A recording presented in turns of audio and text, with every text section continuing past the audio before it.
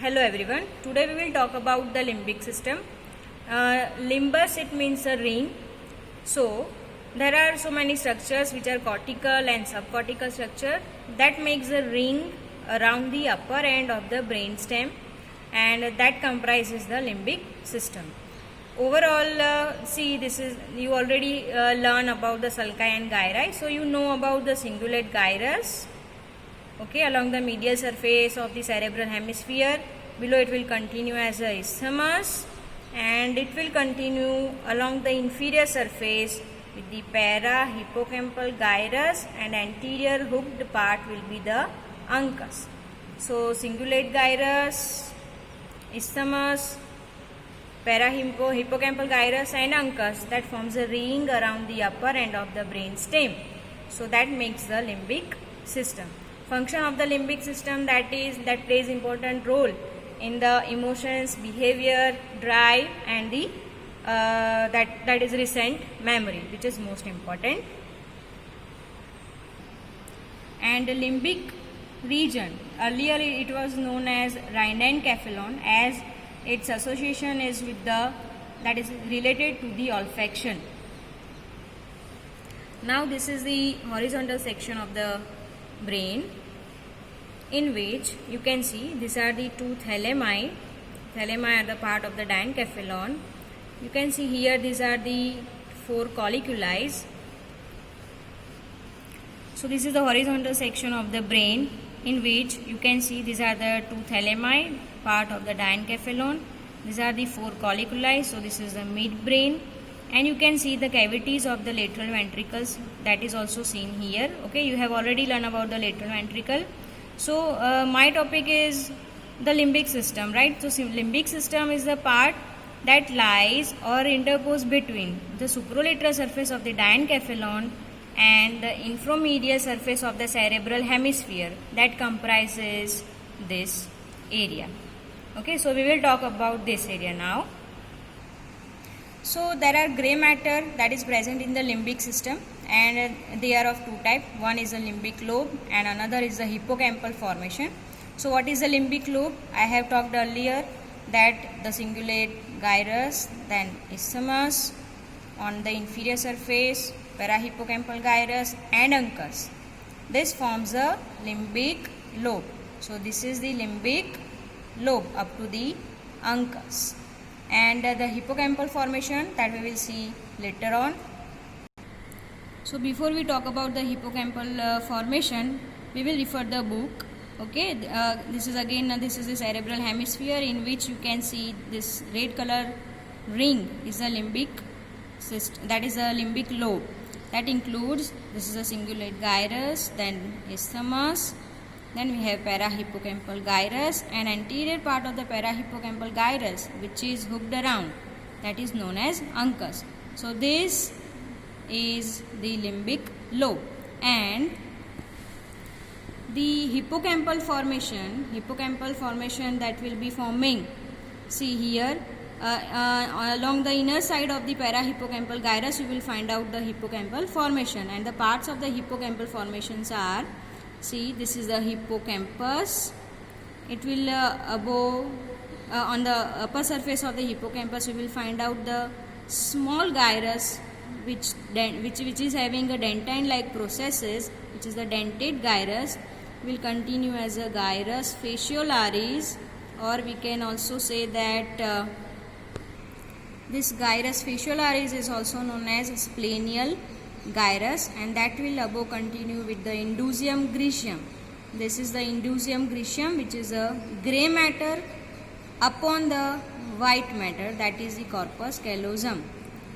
Okay, so you can see that this is the hippocampus, then we have a dentate gyrus, will continue with the gyrus fasciolaris, then it will continue with the indusium grecium. Indusium grecium is the grey matter that lies on the upper surface of the corpus callosum. This will be forming the hippocampal formation, and along the upper surface of the indusium grecium we have a two longitudinal stria, medial and the lateral longitudinal stria. So limbic lobe and the hippocampal formation, they forms the that is forming the cortical parts of the limbic system, that comprises the gray matter, and also again the gray matter, but in the subcortical areas of the cerebral hemisphere we have some of the components. That is, one is the amygdaloid body, then we have hypothalamus, comprises the mammillary body, and then we have anterior nucleus of the thalamus, olfactory areas, and in front of the lamina terminalis we have a parolfactory and paraterminal gyruses that comprises the septal region or the septal nuclei. Now one of the subcortical structure of the limbic system is the amygdaloid body, and you know that amygdaloid body that is the nothing but the continuation from this is the caudate nucleus, which is in the C shape, having the head, body and the tail, and along the tail of the caudate nucleus we will find out the grey matter mass, that is the almond shaped grey matter mass, that is known as amygdaloid body, and that forms the anterior most part of the roof of the inferior horn of the lateral ventricle. You have already learned the lateral ventricle, and posteriorly the amygdaloid body, it becomes continuous with the tail of caudate nucleus, and also the only front fibers from the amygdaloid body will be the stria medullaris. And the next subcortical area is the septal area. You have learned in the sulci gyri that there are in front of the lamina terminalis. See, this is the genu, rostrum of the corpus callosum, and here we have a lamina terminalis. In front of the lamina terminalis, the medial aspect of the frontal lobe, it is having a parolfactory. See, we cannot see properly in this specimen, but we have two areas, two gyrus, paraterminal gyrus and parolfactory gyrus. Both the gyri are the part of the septal area. So one is the amygdaloid body, second is the septal region or the septal area that forms the subcortical structure of the limbic system. Now see, this is the medial surface of the cerebral hemisphere. Okay, you can see the corpus callosum, cingulate gyrus, and we have other gyri, sulci over the medial surface of the cerebral hemisphere. Now I am moving it. So this was actually covered by the supralateral surface of the cerebral hemisphere, right? And we have cut this the brain into the C-shaped manner, so we can get the inferior horn of the lateral ventricular cavity. And you might have been learned the part of the hippocampus in the lateral ventricle, but see, this is the inferior horn of the lateral ventricle, and in which this is the elevation. This is the elevation, which is the hippocampus. So basically we can see it in the inferior horn of the lateral ventricle. This is the another specimen. See, this is the coronal section of the brain. You can see the cerebral cortex. Okay, we are here, that is we are having the lateral ventricular cavity. Okay, then we have a corpus callosum fibers over here, right? Then two thalami. Here we'll have a third ventricular cavity. This is the part of the midbrain. This is the pons. This is the medulla oblongata.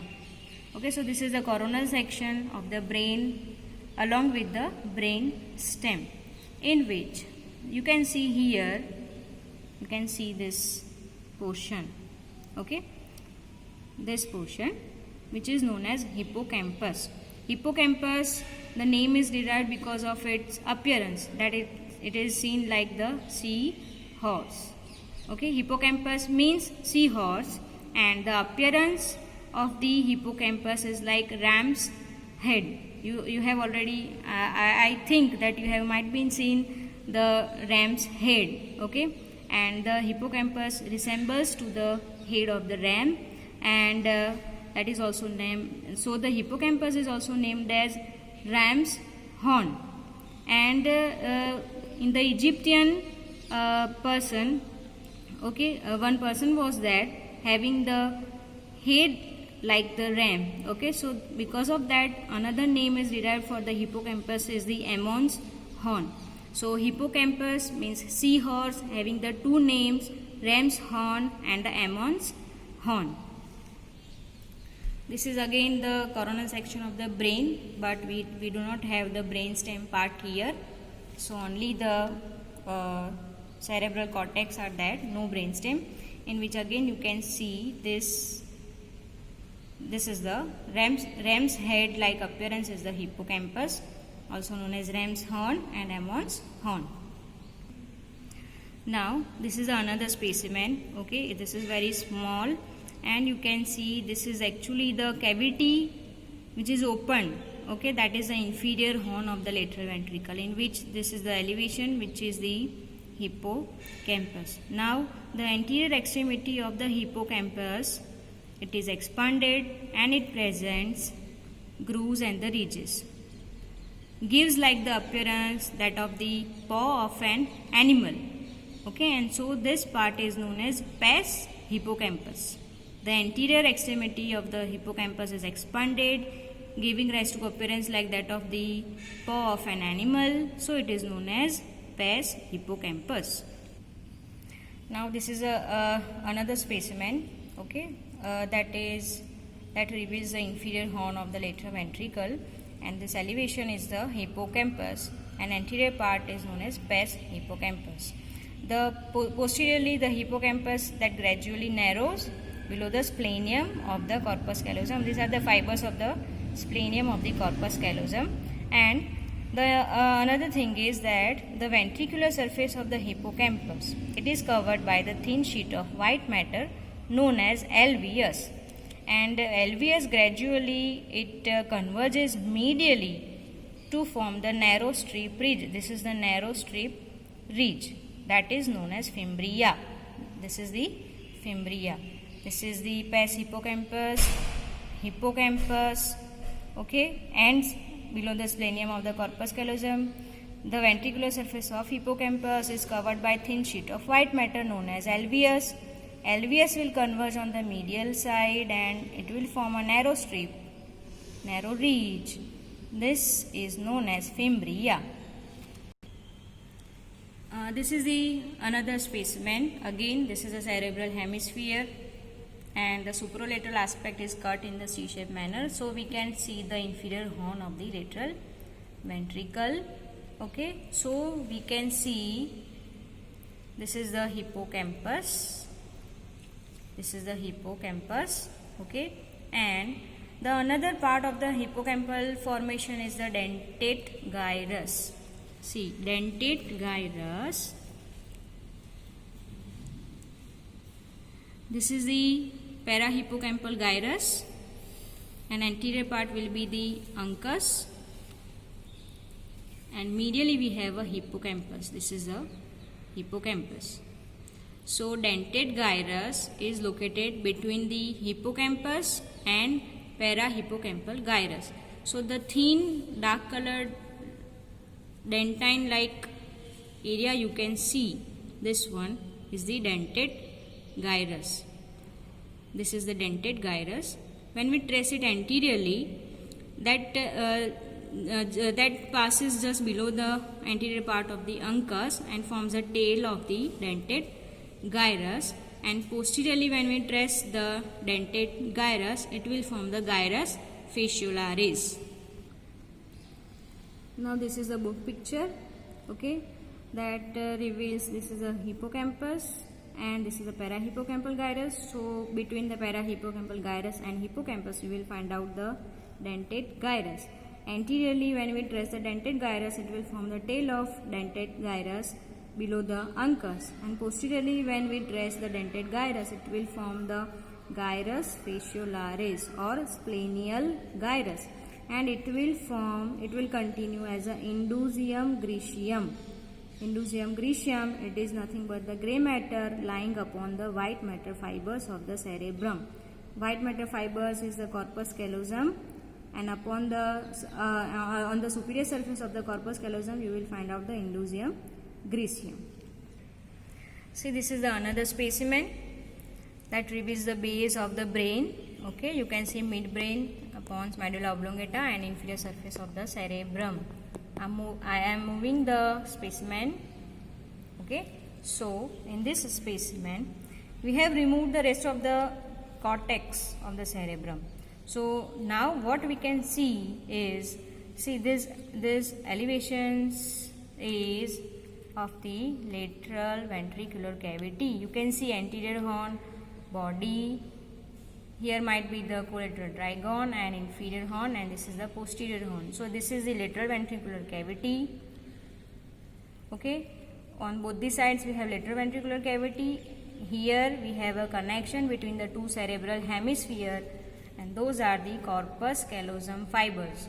These are the fibers of the corpus callosum, largest white commissural fibers, and this is the upper surface of the corpus callosum. See, we cannot see in the specimen, but the gyrus fasciolaris will continue as an indusium grigium in the upper surface of the corpus callosum. That is the grey matter upon the white matter, and along the indusium grigium we have two longitudinal fibers, that is the medial and the lateral longitudinal stria. Another thing I want to show you in this specimen is, see, this is the outline of the lateral ventricular cavity, right? But here we have some fibers of the cerebral cortex also. This is the insula, right? And these are the fibers, they are coming from the cerebral cortex. They converge downward, okay, and will continue below as a of the corona radiata, which will converge below, form an internal capsule, and that will form the corticospinal fibers and corticonuclear fibers, right? See, this is the medial surface of the cerebral hemisphere, in which you can identify this is the corpus callosum. Okay, genu, body, splenium of the corpus callosum. Here we have a rostrum, then lamina terminalis. Okay, then this curtain you can see is the septum pellucidum. Okay, and below that, below the lower border of the septum pellucidum, you will see these are the fibers. These are the fibers below the septum pellucidum. These are the fibers of the fornix. The fornix are the projection fibers. They are coming from the hippocampus, and it will connect to the mammillary body. Now this is the horizontal section of the brain, okay, in which you can see the cavity of the lateral ventricle. Okay, this is the anterior horn. Here we have a posterior horn.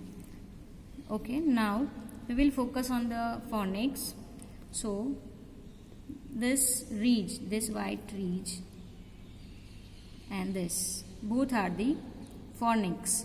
Okay, fornix are actually from each side. One fornix is there in one cerebral hemisphere. Okay, and they are separate in the two lower down part. It will converge here just below the body of the corpus callosum to form the body of the fornix. See, just below the body of the corpus callosum, the fibers from both the cerebral hemisphere of the fornix will form the body of the fornix, and later on it will divide here into the columns of the fornix. You have seen this specimen, okay, in which we have seen the pes hippocampus, and this is the hippocampus. Now how the fornix is derived? Okay, you know this is the hippocampus. Along the ventricular surface we have a white sheet matter is the alveus.